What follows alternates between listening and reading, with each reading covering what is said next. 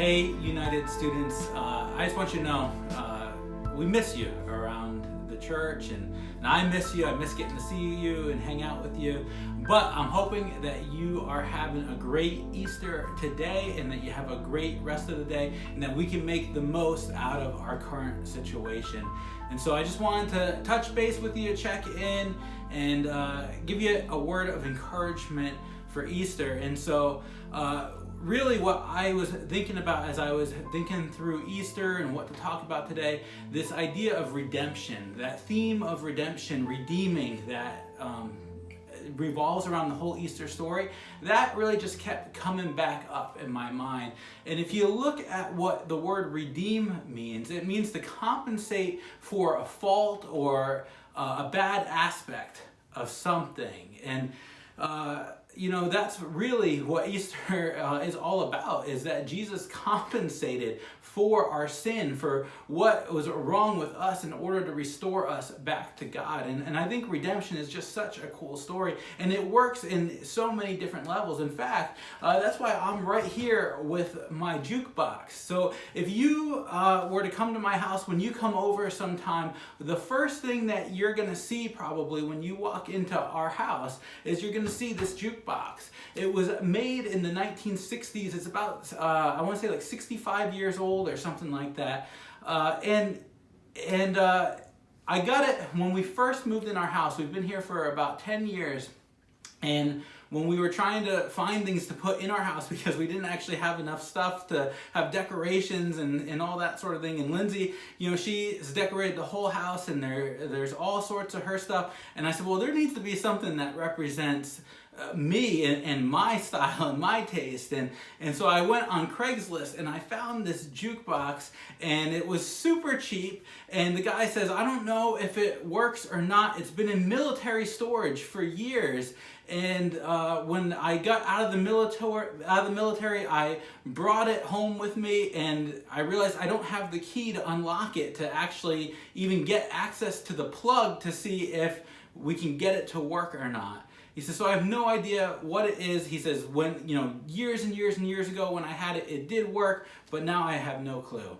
So I said, well, that sounds like something I can figure out. So I loaded this thing up into my car, got it home. It weighs like 1,000,000 pounds, and we got it into the house, and I drilled open the lock, and we got inside, and we plugged it in, and it didn't work. And then I said, well, you know what? Let me just tinker with it for a while, and let me, try a few different things, look online, see what I can find out. And it didn't work, and it continued not to work. And then I bought some pieces for it, and it continued not to work. And really what happened was, as it was sitting in storage, it was, I'm guessing, in a very damp environment. And so the inside got very rusted, all the wiring got corroded, and there's about 1,000,000 pieces inside this thing that would make it work. And each and every one of them was corroded and rusted, and there was just no movement left to it anymore. And so I finally got to this place in my mind. I could never let Lindsay know, but I got to this place in my mind that I said, I'm never going to get this thing to work. And so as I'm kind of there, one day I finally just say, you know what, let me look at it again, and let me see what I can do. And I open it up, and I realize that I can get the lights to power on in it. And so I said, well, that's pretty cool. I can get it to light up. I wish I could get, some of the actual part that plays music to work. I wish I could actually get some of the functionality out of it, but I can't. And as I looked at it closer, what I realized is that I could actually, the speakers were still good. They were really like the only thing left in it that was still good. And so at that point, I came up with this idea of how to redeem this jukebox, how to take something that was filled with fault and filled with problems and to make it usable again. And so what I did was I ripped out all the insides. Everything that makes it a jukebox is gone except for the casing. And I kept those speakers and I kept the lights and I hooked up a Bluetooth amplifier to it. And so now it's one of the world's biggest Bluetooth speakers, but it's a Bluetooth speaker that just is fun to have around the house, that my kids and my family love. And when we have people over, we just throw the thing on and it just plays some good music throughout our entire downstairs. And so it's something that we were able to redeem. And see, Easter is all about redemption. It's all about taking the fault that we are just filled with and removing that fault so that way we can be redeemed, we can be compensated for, we can be restored back to the Father. And now a lot of you know the Easter story. You know that Jesus was crucified, that he died, that he was buried, and then 3 days later on Easter Sunday, he raised again. He came back to life to overcome death. Why? So that you and I could have redemption, so that you and I could be redeemed. And what's so cool is that that's not the only aspect of redemption that we see in the last days of Jesus. See, one of my favorite stories around Easter is actually following Jesus's raising again and him coming together with his disciples. See, what happens in the end of John, in John 21, John tells this story of some of the disciples are out fishing. They see Jesus on the shore. They come in, they have breakfast with Jesus, and then Jesus has this conversation with Peter. Now, a lot of you know that Peter, before Jesus died, Peter denied Jesus 3 times. He had 3 opportunities to say, yeah, I'm tight with Jesus. Yeah, I'm close with Jesus. Yeah, I really do believe that he's God. And 3 times he said, nah. He said, that's not who I think he is. No, we're not homies. No, we're not close. And now Jesus has this conversation with Peter, and he gives him 3 opportunities to reaffirm his commitment and his love to Jesus. And that's what I want to read to you out of John 21. So check this out. Here's what it says, starting in verse 15. It says, after breakfast, Jesus asked Simon Peter, Simon Peter, son of John, do you love me? Yes, Lord, Peter replied. You know I love you. Then feed my lambs, Jesus told him. Jesus repeated the question, Jesus, son of John, do you love me? Yes, Lord, Peter said. You know I love you. Then take care of my sheep, Jesus said. A 3rd time he asked him, Simon, son of John, do you love me? It says Peter was hurt that Jesus asked the question a 3rd time, and he said, Lord, you know everything. You know that I love you. And Jesus said again, then feed my sheep. Now see, right in this moment, Jesus gave Peter an opportunity for redemption.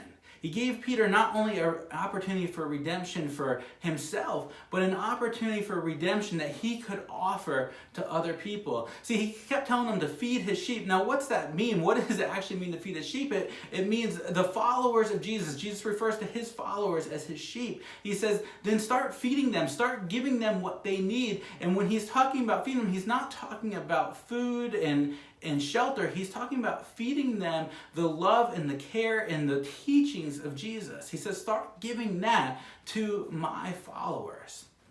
And so Peter is able to offer redemption, this redemption that he was taught from Jesus to other people. Now, in our current circumstances, I think we can learn a lot from this. See, we need to be able to redeem the time that we're currently in. Things are all out of whack right now. They're all messed up. So how do we redeem it? How do we take the faults that we have and how do we offer a compensation from them? I think we can learn really well from this story. And here's the 2 ways that I can see in this story. Now, Jesus says, feed my sheep. We might not have the opportunity to start telling everyone we know the teachings of Jesus. And it's a little harder right now because we might have to do it through video or through Zoom call or through text or whatever it might be. But remember that the sheep are Jesus's followers. So that includes you and me.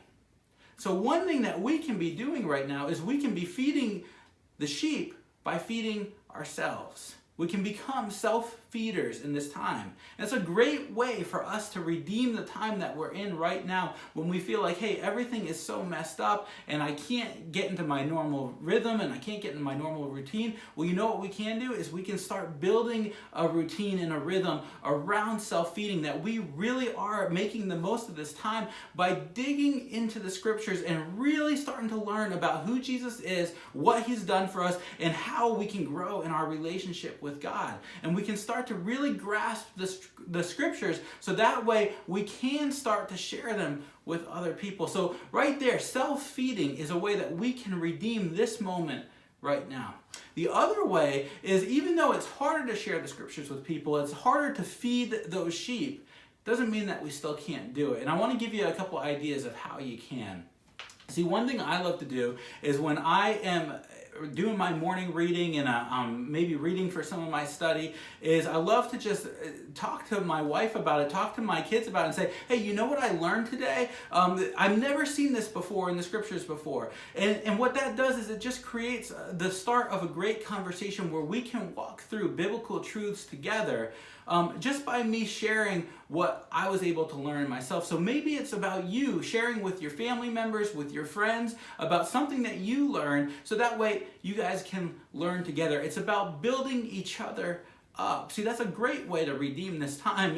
You guys have seen so much negativity going around, so much just bad attitudes. And what if you can redeem this time by building each other up? Maybe it's sending a scripture that you read to a friend and just saying, hey, this meant a lot to me today, and I'm hoping that it'll mean a lot to you today as well. Maybe it's about, instead of posting junk because you don't know what else to post, maybe it's something that you learned about God and that you learned that God is involved in your life in a certain way, and you just say, hey, I want you guys to know this because this is something that's really helped me in this time. So what I want to encourage us to do is, as we celebrate the redemption that Jesus offers us, can we take this moment to remember that we can use this really nasty time and start to redeem this time for something good, that we can compensate for the faults and what's happening now, and we can redeem the time by growing closer to Jesus and helping other people to do it as well. That's what I have for you guys this morning. I really do miss you, and I'm looking forward to when we can get back together again, and I am thinking it is going to be a sweet time. I can't wait until we have that, and I'll see you soon.